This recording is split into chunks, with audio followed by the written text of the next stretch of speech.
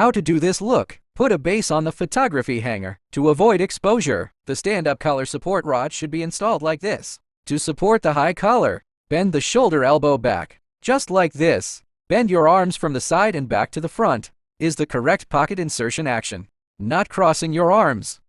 Put the cuffs on the cuffs and insert a few pins to fix. To prevent the cuffs from slipping during styling, put the hem of the clothes against the cuff plug and fix it with 2 pins. Turn it over and tidy it up. Press out the armhole depression with the pleat presser. Then gently smooth out the raised folds at the hem. If the fabric is not stiff enough, you can also use fishing line to tie it. Take a photo with your phone to see the styling effect.